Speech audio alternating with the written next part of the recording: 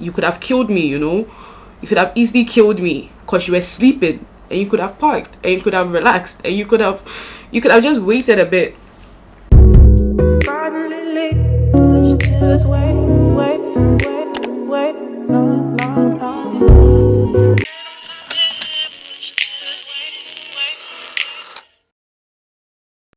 Hi guys, this video is probably going to be very brief, but I'm just trying to share something that happened with me. Normally I wouldn't I wouldn't even talk about it because but I feel like there's like an awareness part of it that I need you guys to know. Yeah, I was going to make a TikTok video only, but then I thought I'll just record a YouTube and then I can get like a TikTok from it and put whatever I want to put out there. But something happened to me today. Yeah, I am recording it immediately. Well, not immediately. It's been like it's 5 fuck. It's 5 p.m. I didn't even realize time had gone that fast. But this happened around 4 a.m. today, so it's been a couple of hours. I'm just the type of person, if I don't like talk about it now, I will let myself forget the details just to get over it, so I might not accurately share with you guys what I want to share with you. First of all, I'm fine physically. Obviously I'm fine. Like, I know when I tell you guys, everyone's going to like, are you okay? Did you get hurt? I bruised my shoulder, so I have like a minor like shoulder injury. It's nothing big. Thankful to God for that. I got into an accident this morning, right? Most Saturdays I go to Accra because I own a thrift business. If you know me, you know that. And today was just like a typical Saturday. It's always the same as always. Same routine. Sleep early on Friday if I have Saturday thrifting to do. And then I wake up early. I like to go early and come back early. So I wake up around 3:30. Sometimes 3:30, 4, whatever. I woke up at 3:30, set my alarm for 3:30 this time. My alarm went off. I woke up and I normally use Uber or Yango. Uber because around that time they don't mind going to wherever, and Yango because mostly it's cheaper, obviously. So I ordered Uber, but there were no like drivers in my area, like 12 minutes, like 20 minutes away. I was like, let me try Yango. So I ordered Yango and I got a ride immediately. Actually, very common, but mostly like they'll call you, and when you tell them I'm headed to Accra, like, oh, I can't go and stuff like that. But the driver didn't even call. He didn't even call, and I saw that he moved towards my location. Weirdly enough, he didn't find my location. I don't know. There's a turn to my place. If you miss it, you'd have to like use another turn. But he wasn't finding that turn as well. I directed him for over 30 minutes. I literally was waiting the whole time. And then we were communicating. And he still wasn't finding the place. Like, these are very simple directions, but he didn't find the place. I was like, okay, sure. So I called him for the last time and he said he was around the mosque. I was like, bro, there's no mosque around here. And even the mosque that I know that is close to this place, that's not where he was. I was like, you know what, never mind. So I cancelled that Yango ride. Tried ordering an Uber again. Still, I wasn't getting cars that were close to me. And then I ordered another Yango ride. At this point, I had waited for like almost an hour after I woke up. Mostly between 15 to 30 minutes. I should have gotten a ride that will like move me to my destination. I ordered another Yango ride and I got a car, and the driver like moved. I saw him move towards my location. He was like 4 minutes from me. Moved towards my location and he called me on the way that he was coming. I said, okay, sure. Because I was aware. I always try to follow the map. Because I don't even like it when the drivers wait. So when you're almost there, I meet you outside. And he came. So when he came, I greeted. Normally, I went out, I greeted, sat in the car, and then we were headed towards Cantamanto. His car, like the inside light was on the whole time. And that's not common, because mostly they only do that when like they get to a police checkpoint, and after the police checks, like if everything is okay, they turn it off. But it was on the whole time. It bothered me a bit, but he probably had his reasons, and I really just wanted to get to my destination. I mostly put AirPods in my ears. I'm not trying to have a conversation. Once I greet the driver, I just mind my business. We get to my destination, I pay you, confirm the price, pay, and then we go separate ways. Unless like you ask me a question or something like that, or you need extra directions, because the map nowadays with these transportation apps, I don't know. So I had my AirPod in my ears, and I wasn't even listening to anything. I was just watching stuff. I was just scrolling through the internet, Twitter, Instagram. And when we sat in the car, I was actually quite upset, because the first driver made me wait a long time. So I was asking the Yango driver, the one that had just picked me up, if getting here was trouble, because there's actually not. I always order like rides and they come. And he was like, nah, it's just that the road is not very like straightforward. And I said, okay. So we had like some 2 minutes conversation, nothing, just about that. I was just telling him how, like, I was just ranting about how I ordered a ride, and whoa, he didn't find the place, but this guy found the place. If you know East Legon very well,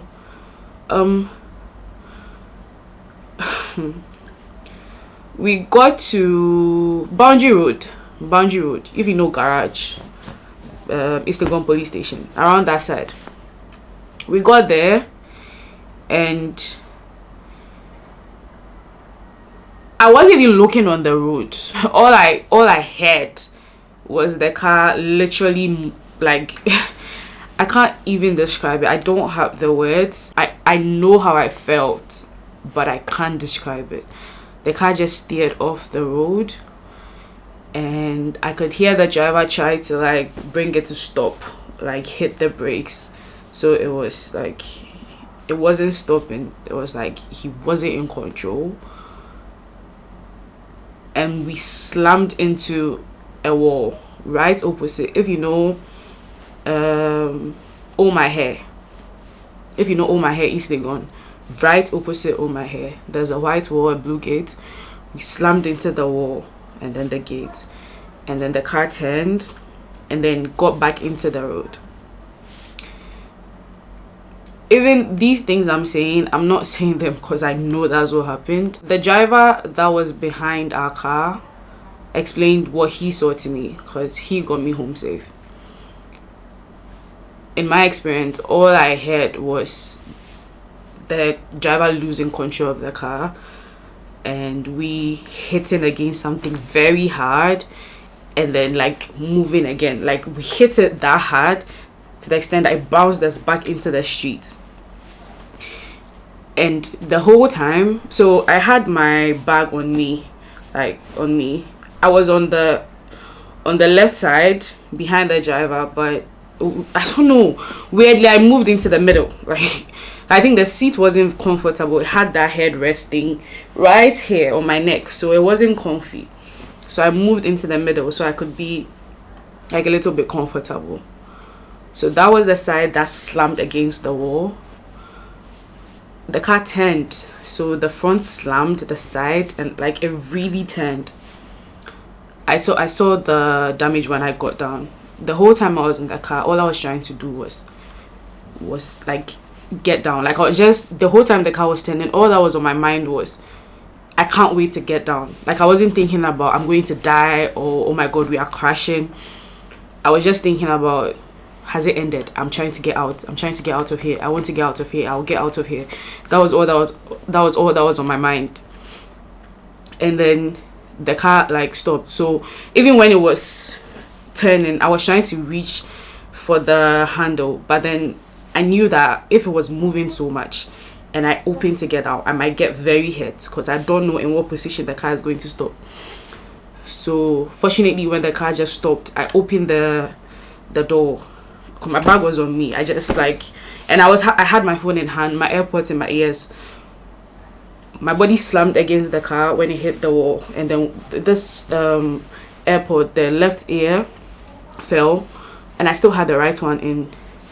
I think my left slipper went off, and this side hit against the car.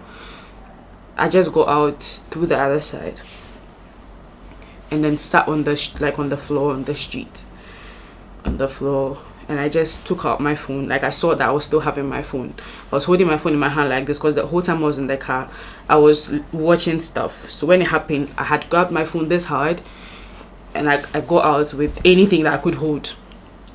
And then I called someone to come get me, and the person wasn't close. So it was like asking me to stay on the phone talking and all of that. I could see like people, drivers, it was midnight, so literally nobody's awake unless like people, like workers around that heard the noise, or like drivers that were passing. So the driver, like, I saw the driver come close to me asking me if I'm okay, and I really just wanted him to stay where he was. Like, I did this, like, leave me. I was on the call with the person. I was like stay away from me. And then while I was talking to whoever I was talking to, another driver came asking, "Madam, are you okay? Are you injured? Are you hurt?" I didn't know at this point if I was hurt, whatever. I just needed to get out of that space. Literally, that's me. If it's a stressful situation, no matter what, all I want to do is get out of it. I don't stay in drama, I will just exit whatever it is. I literally needed to disappear from there and appear in my house. That's all I wanted. And the driver was asking me if I'm okay, if I'm fine, where am I going, where should he take me. I wanted to like meet whoever I was speaking to, because I would feel safe with someone that I knew, because I was panicking. I was in shock. I was just panicking. But he wasn't close. So the driver asked to talk to whoever I was talking to and offered to take me wherever I was going. And then I just decided that I wanted to go home. So I was literally like crying and shaking on the floor. And I realized that I had one AirPod, and the AirPod doesn't belong to me, it belongs to my housemate. So immediately I started thinking, oh my god, I've misplaced the AirPod.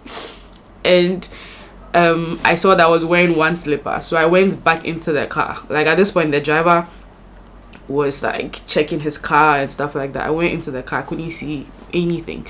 I could only see the Storm energy drink I was drinking on the seat, and then my slipper under the seat.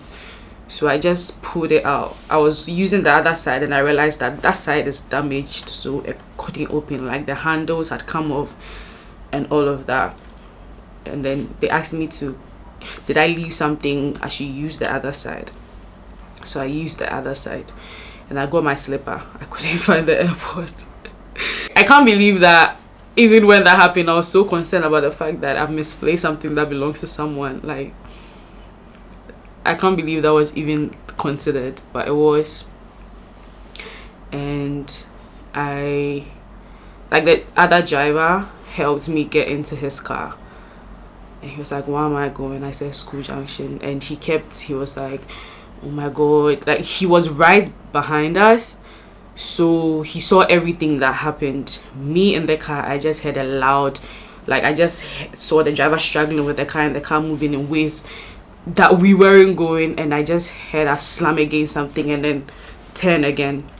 But he was telling me that the whole time he was behind us. Because even when the thing crashed and then I got out of the car, he was coming, the whole time he was saying that Eya mweni kumamunda, eya mweni kumamunda. And then I was like, from the beginning, it was pissing me off, because I was like, bro, I was even sitting in the car with this driver and I didn't realize that he was actually sleeping behind the steering wheel. But he was telling me that he was behind us the whole time, and he could tell by the way the car was moving even before it crashed that the driver was sleeping. So he slowed down because he wasn't sure how the driver was moving. So he slowed down behind us, and he was saying that if he was also coming at top speed, the way we bounced off the road to hit the wall and back, we would have crashed into him. And he was also saying that with the, like, he's sure that me in the car, it happened so fast for me, but the way he saw the thing from behind, he was so scared that if anyone was on that side, if a passenger was on that side of the car, the person would get badly injured. So he's very, like, grateful that I'm fine, and he just kept talking about it. The whole time that this happened, it didn't even cross my mind to take a picture or a video. I just needed to get out of there.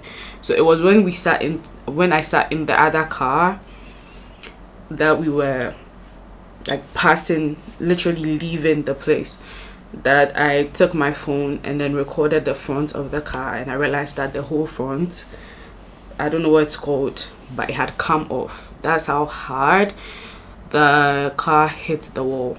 I don't know, I couldn't get a picture or video of the side. I didn't get a picture or video of anything. That's all I got.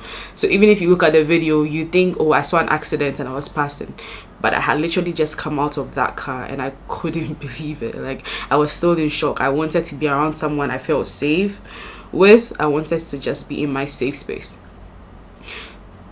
The driver was just talking the whole time we were in the car. Like, he was trying to talk to me, not trying to be quiet. He was trying to, like, ask me if I'm good, tell me what he saw, if I feel okay, and stuff like that. And I stopped crying, and he was talking to me. He was telling me about how when we sit in, like, these cars nowadays, Uber, Yango, Bolt, when we order rides nowadays, we shouldn't just be quiet in the car. We should try and engage the drivers. But for someone like me, I like minding my business so much that when I sit in the car, unless you ask me a question, I don't have anything to say to you. And I don't know, but that was the advice he was giving me. The only reason why I'm recording this video is because when I got home, I woke my housemate up. Like, I was crying, I needed to be hugged, I needed to talk to someone. And she was telling me that something similar happened, that a driver was telling her that one driver picked up a passenger and was sleeping on the way, and they crashed and the passenger died, but the driver survived. Like, a similar issue, but then the passenger died. So the fact that 2 to 3 people told me this after it happened to me made me realize that it's actually happening. Like, guys, be vigilant. It's happening. Uber drivers, younger drivers, boat drivers, when they get too tired to work, they work the whole day, because this was midnight. So obviously this driver might have worked the whole day and decided that, okay, it's time to close, but let me do a couple of rides more. And this happened. I didn't realize that he was sleeping. I spoke to him, he responded all right, and the moment we weren't talking for that short period, there was a crash. And luckily, thankful to God, I didn't get severely injured. I don't know about him, but when I got home after even an hour, the ride was still running. The app, it showed that I was still on a trip. So I'm sure within that time he was still trying to figure out what to do or how to get out of there, whatever. It was when I slept and woke up that I realized that he had cancelled it. And I made a report that bad driving habits, we got into an accident.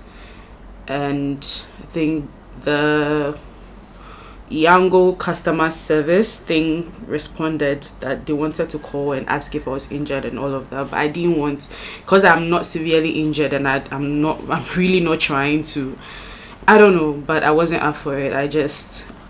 the fact that I reported that something like that happened, but then the driver that brought me home was saying that he's probably going to tell Yango that a car crossed him, which is not true. And that's sad, because you should tell them the truth. But then again, that's going to be his cost. I don't know, like, a part of me understands, but a part of me doesn't, because you could have killed me, you know. You could have easily killed me because you were sleeping, and you could have parked, and you could have relaxed, and you could have just waited a bit. But you decided to do that. I'm so glad that it wasn't a busy road and that someone wasn't like coming as fast. And with the way the boundary road is, there's the pavement in between the road. You know, some roads is just two sides, but there's no pavement. So if there was no pavement and a car was coming head on, we could have crashed as well. Everything just happened so suddenly, but for my own good. I got into an accident, but I'm fine. I'm just letting you guys know that it's come to my knowledge that this is happening a lot and people are dying because of this. It's not even drivers drinking or anything. They are sleeping and they are driving. If you're a driver watching this or whatever, guys, please know. This was so scary. It was the scariest thing ever. Like, to know that I left my house to go to town and not come back, that would have been so sudden. I can't even imagine. Like, that would have been so fucking scary, guys. So drivers, please, no, like, do the right thing, guys. Be very vigilant. If you order a ride, look at your driver, observe your driver, make sure he's awake. This sounds very, very silly to say, but make sure he's awake. Make sure he knows where he's going. There was no way I was going into a wall. I was going to town. I ended up in a wall. Literally, that's it. That's all I have to say about this. I'm okay physically. Mentally, I might still be a little shocked and shaken up, but I'll be fine. I have people around me that are taking care of me. I'll be okay. I just needed to publicly let you guys know to be very vigilant. And yeah, basically, thank you for watching this video. Please, please, and please, and please again, share this video just to let people be aware. Share it on your Instagram, the link, whatever. Cut a part of this video that's important to you, anything. I just want this to get to people so they are safe, because I wouldn't want to know that someone that I care about died because a driver was sleeping. I don't want that to happen to anyone. Thank you guys for watching this video.